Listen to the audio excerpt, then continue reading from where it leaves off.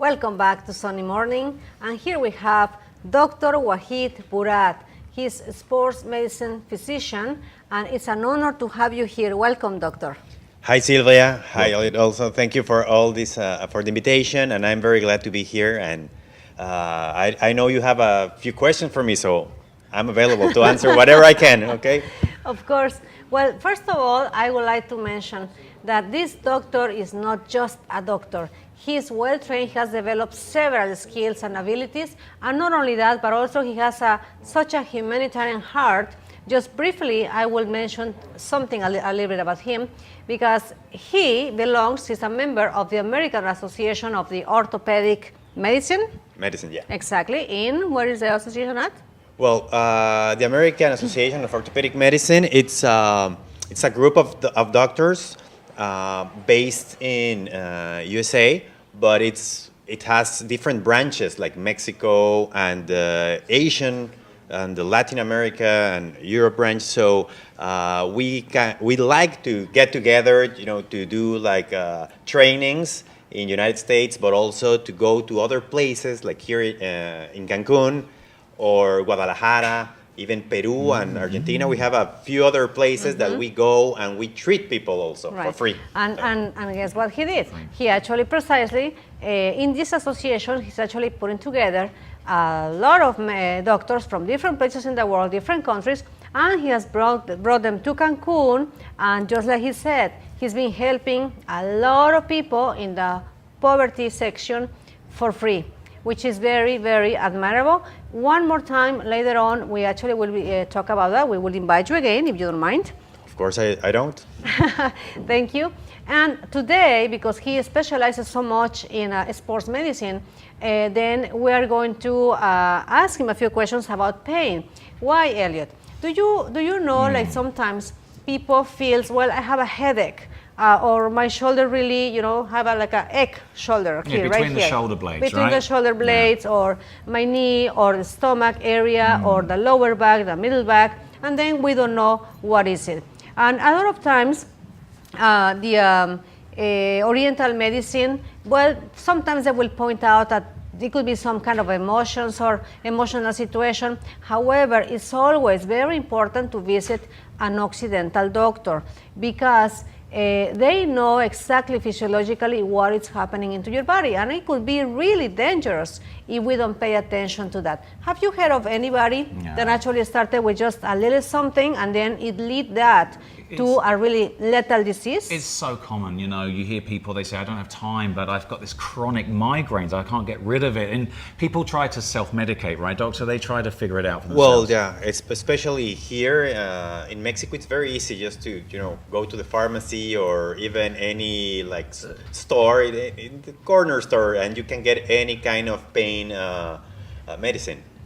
So what's the dangers? I mean, if you don't go and get a diagnosis, or you ignore it and you think, I'll get better by myself.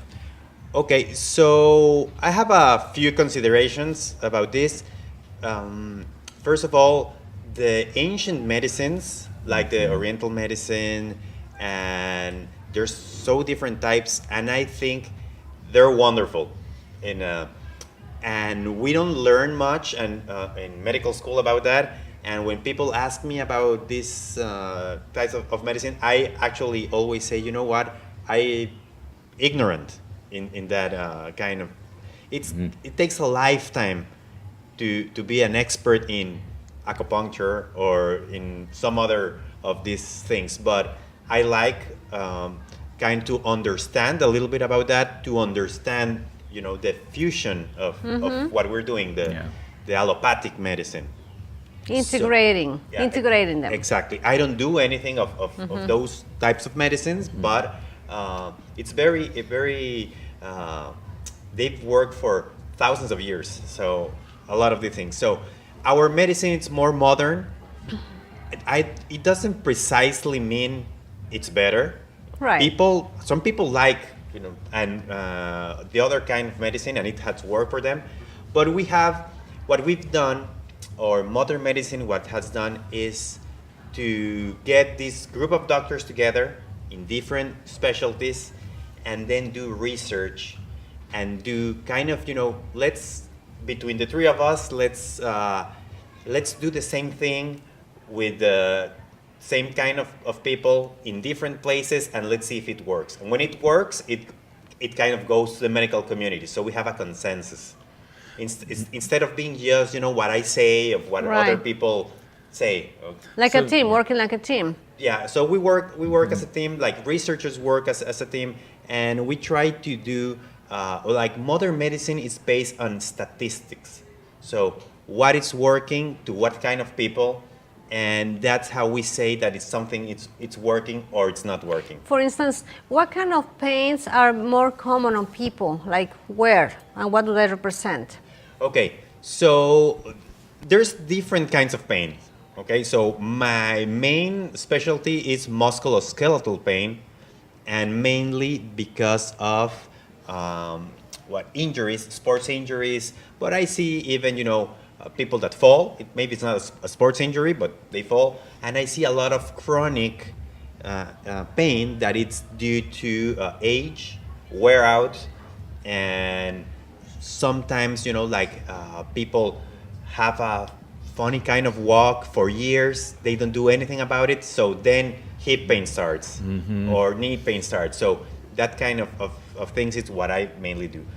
But there's cancer type of pain. There's diabetic kind of pain. So we Like have which one? Which pain it would lead someone like they start with this little pain of something and then ends to be cancer or you just mentioned another disease. Okay. Yeah. Well, Diabetes. Diabetic. It's very difficult to say. Like I would say, in my office, in my regular, in my practice, like knee pain, it's the main thing of what I see. But pain specialists, they do mainly cancer kind of pain relief treatments. Okay. So it depends on your approach into medicine. There's endocrinologists see a lot of diabetes, and they see diabetic pain, and surgeons or vein surgeons see a lot of pain due to varicose veins. And there's our pain receptors are one of the oldest kind of sensors that we have in our body. So a lot of things can go wrong, and our body will say, it's pain. It's like when you have your car and the check engine. Something is happening. It starts, the body says pain. Doesn't tell you exactly what it is, but it says something's wrong. So, For instance, I've heard that if a person has some deep pain inside of the calf, and then if they don't treat that, it could be something varicosus, but also it could somehow, I don't exactly know how, it could mean a stroke or a heart attack. Thrombosis, right. And how does that happen? okay, let's. In my practice again, and I'm gonna put this as an example. When a person comes with pain in a calf, usually it's because they tear up a muscle, because it's a sports medicine. But if that person would be like maybe 60, 70 or older, maybe I would first think on a clot. Okay? Okay. So our veins, our deep veins, have like a little doors that kind of, when the blood is going back to the heart, these doors kind of close so that gravity doesn't pull the blood, down. When these little doors they're not working like they should, we start having varicose veins. When the blood doesn't flow at the rate it should, it starts the clotting cascade. When it goes slowly, it can start building these little clots, and they can go to the lungs, or it can go to somewhere else. So that's what what's it is. happening. So, Nice. but it depends always on group age. Specifically, that's how we kind of separate people. Sometimes group age, gender also. It's different, it's specifically with women, like it's premenopause or after menopause. That's Okay. sometimes important. Yeah. Hormones have to do a lot with clotting. So it Okay. depends on a lot of things. So Do okay, you know so somebody hormones. who actually they started with some little pain somewhere and then it ended up into a disease? Like a lethal disease. Well, my father, I mean, when he was diagnosed at 48 years old with diabetes, you know, he had raging thirst, you know, he had, his tongue was cracking. I mean, he didn't know. He was going to buy lollies and, you know, typical self-medication. He came out of the doctor's office, he was shocked. He was floored by that. He said, why me? Why did I get diabetes at this age? So a lot of people, they don't realize type 2, right? Oh, sorry. Sure. No, please. No, it's because that reminds me that I had an uncle, and he started feeling some pain in the hip somehow, and then that turned into cancer later on, and on the hip, and then, you know, they had to cut the leg off. He went. How long did he go unchecked? I mean, did it go on for a while before he checked it out? No, he did. He let go. He didn't know until he had really strong pain. Then they went for X-rays and studies, and you know, they discovered that it was cancer, and it was too late, like way too late. Sure. When we have a patient, we do a lot of, like we have to do some X-rays, and sometimes we have to say to the people ask why an X-ray? I didn't have a fall. I didn't have a sprain or something, and sometimes you're looking. You know what? I just want to rule out cancer if you're in certain age group, and we're gonna focus in the you know, the muscle kind of pain that you have, or whatever kind of pain it is. So especially when you do the first interview, and they say, you know what, my father had cancer, my mother died of cancer, so those are, you know, like historical cues that you have because to DNA actually keep that information as well, yeah, right? it's in your genetic code. It's very important. Yeah, so there's oncogenes. Oncogenes means like cancer genes that we can have, and they can be inactive, but there's some situations that most experts would kind of really say a lot of diet. Diet has to do a lot on activating oncogenes sometimes. Okay. Well, Dr. Wahid, this is very interesting.